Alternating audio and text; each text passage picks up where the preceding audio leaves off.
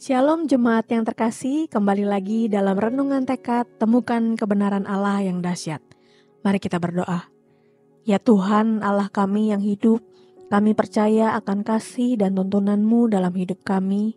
Untuk itulah kami di pagi hari ini mencari Engkau dan haus akan firman-Mu.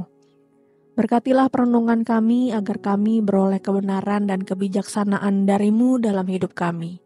Di dalam nama Tuhan Yesus kami berdoa. Amin.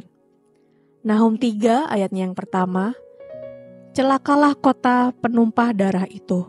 Seluruhnya dusta belaka, penuh dengan perampasan dan tidak henti-hentinya penerkaman.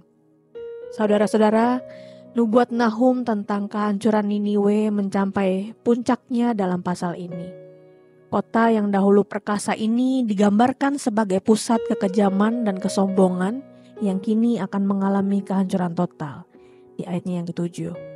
Gambaran hidup tentang keruntuhan Niniwe ini menjadi peringatan keras bahwa kesombongan manusia dan kekerasan pasti akan berhadapan dengan penghakiman Allah yang adil.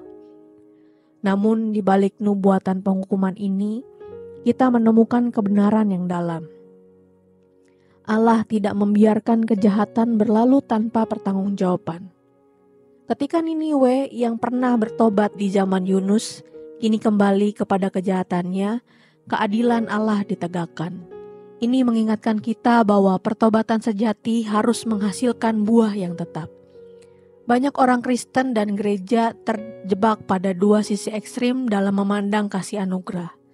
Yang pertama, menjadi anak sulung yang perspektif tentang anugerah menjadi sangat legalistik. Yang kedua, dan banyak pula yang seperti anak bungsu yang hilang memandang kasih anugerah Allah secara murahan. Kaitannya dengan Injil. Salah satu Injil palsu yang banyak beredar saat ini adalah hypergrace atau Injil tanpa pertobatan yang serius, hanya berkata Tuhan pengasih dan pengampunan saja. Dalam kedagingan, kita memang masih terus-menerus bergumul dalam dosa.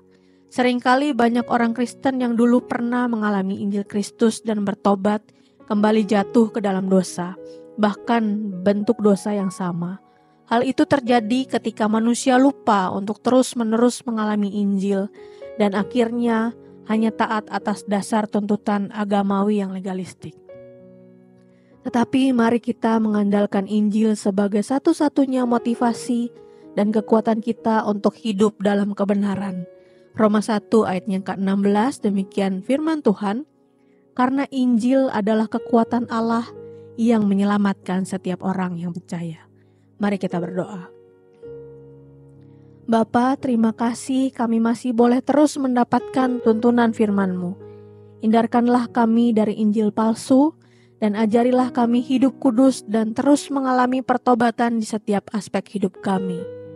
Kami percaya akan kuasa dan pimpinan Roh Kudus yang menginsyafkan kami.